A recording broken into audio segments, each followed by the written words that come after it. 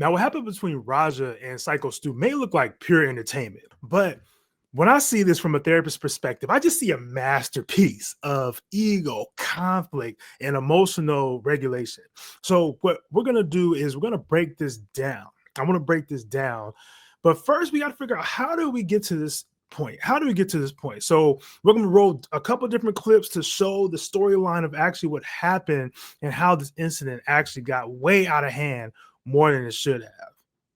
Syko Stu. What, you don't know me? Hell no. Yeah. Hey, I think that's a little. Oh, You He's a fucking worker, bro. Calm down. yeah. What is that? You're good. You're good. What's You don't sell it? No, he's not a worker, bro. Hold on. I don't play. No, I will. We're good. Bro. I know you will. No. We're good. I will him up, bro. I don't play that shit. So as you can see, Syko Stu literally hit this man Raja with a beer can. Like, I just got to give it to Raja first and foremost in this moment, for not reacting. You know, I know he had some words, some profanity, things of that nature, but it didn't get to this point just yet. But there was a huge miscommunication. There was a huge miscommunication issue first and foremost, because Syko Stu is a wrestler, right? And as if you guys grew up watching wrestling, you guys know how wrestling is. It's like you get hit, you sell it. That's why he was saying, like, hey, did you sell? You're not going to sell it. But he didn't realize that Raja is not a wrestler. He's not, as somebody else was saying, he's not a worker. So there's a huge miscommunication when he was saying, like, hey, I don't know who you are. They don't know each other, first and foremost. So, would you ever hit somebody upside the head with a beer can that you do not know? Right? So, first and foremost, communication. This is why communication is super effective and super important, because if you don't know who you're dealing with and you start to put hands on them, it's a whole different conflict, it's a whole different issue. With this, more specifically, I'm sure Raja was a professional wrestler and he was to sell it. He probably would have fell out and do all this, done all the things that wrestlers do when those type of things happen. But he wasn't a wrestler. So I know a lot of folks, Syko Stu, just for context, I know he was a military veteran. Shout out to the military veterans. He utilized this platform of wrestling to pretty much save his life. He was saying, like, he was going through a lot of PTSD and all this good stuff. So I was looking up the backstory, who he actually was. He's actually using wrestling as a way to deal with his PTSD. But this instance right here kind of blew a lot of things up. And I think when people was taking sides, like, okay, was Raja wrong or was Syko Stu wrong? People were taking Raja as the person being in the wrong initially, right? Because a lot of people didn't see this video first. Now, the next video I'm going to show is what a lot of folks seen first. Now, here's a clip that actually went viral, and this is a clip that everybody saw when this incident actually initially happened. So let's go ahead and roll this, and let me know what you guys' thoughts are in the comments as well, too, because this is pretty intense.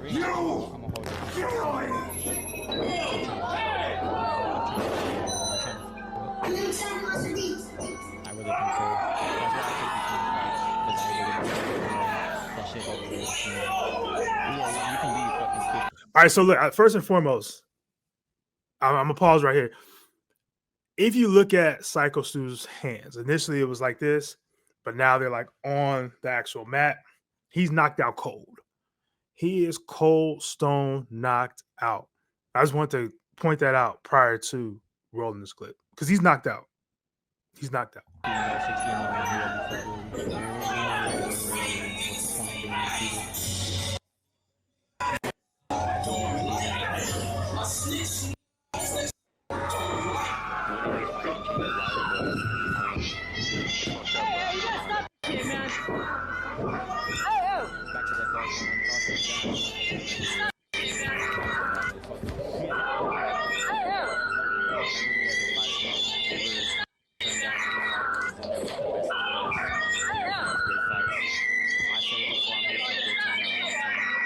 So now, even looking at this, just from my perspective, there was a delayed reaction in this anger process. Again, when I was initially saying how Raja, like, kudos to him for not reacting in the way, but when we come to this point right here, is it justified?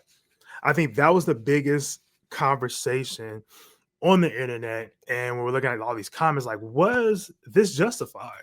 Was he right for going this far?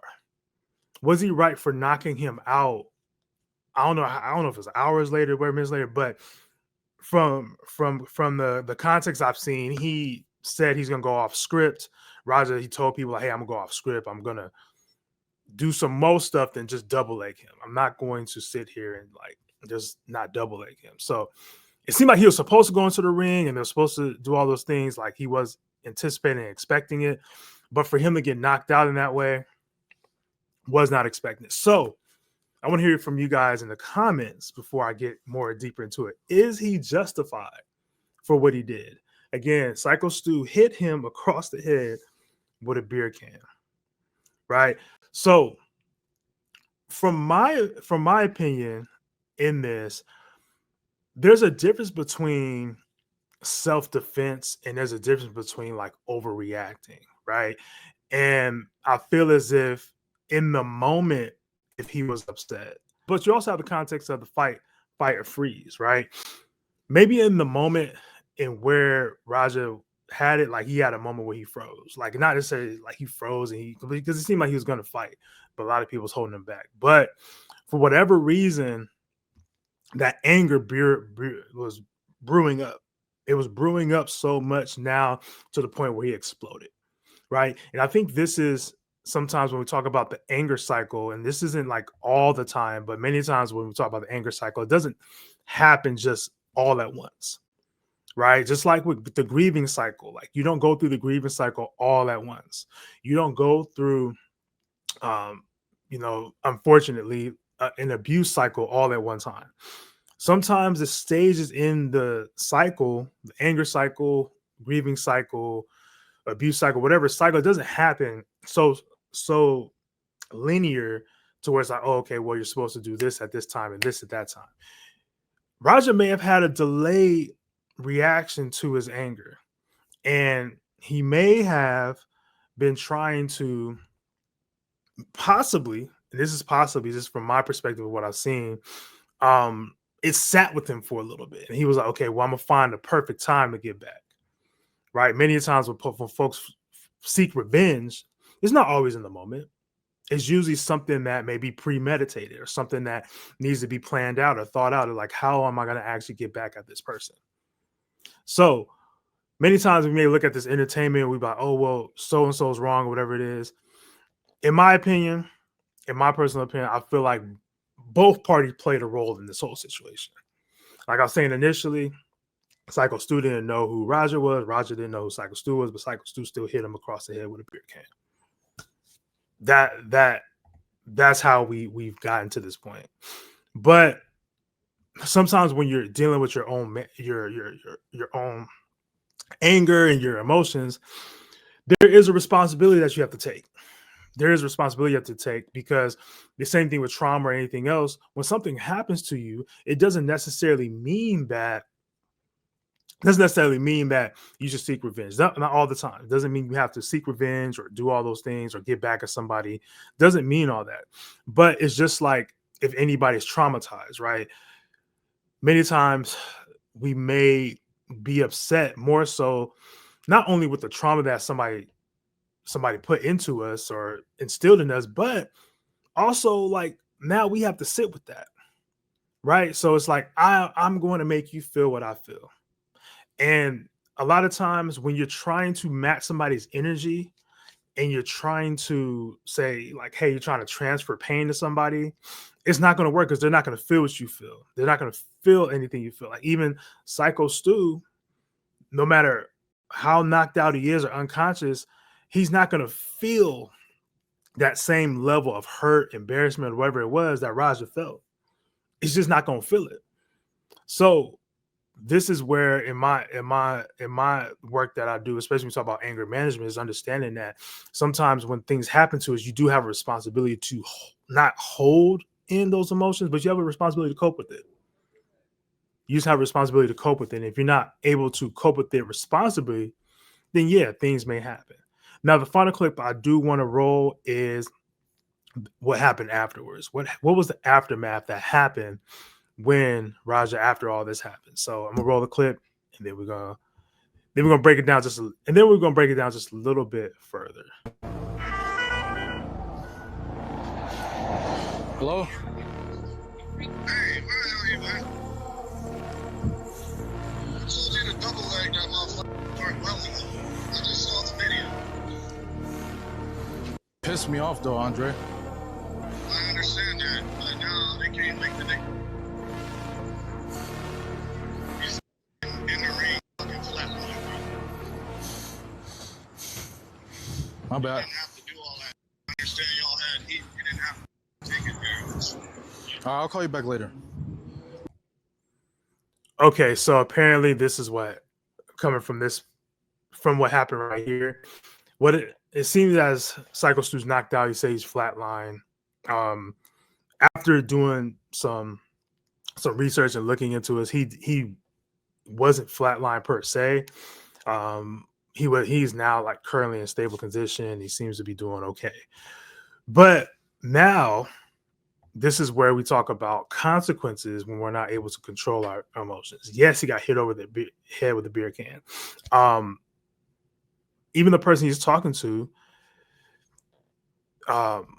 he was like, "Hey, you didn't even have to take it that far. You know, there's levels to getting back, right? There's levels to it. You don't have to necessarily do all that, right? Because he could have killed them. To be honest, like if you're hitting somebody in that way, you hit them in the wrong way, it's a wrap, right? So now possibly could have been spending the rest of his life behind bars or incarcerated because of an impulse decision. And I feel like again with men, we do have to do a lot of work when it comes to processing our emotions because it can literally cost us our lives. It can literally cost us our lives. So I hope this was helpful just for insight of like the whole situation, but also thinking about your own situations where you may have got angry, you may have got upset. I know for me, I've had moments where I got angry and upset. I got into fights before. Things could have went left, and by the grace of God, it didn't. By the grace of God, it didn't.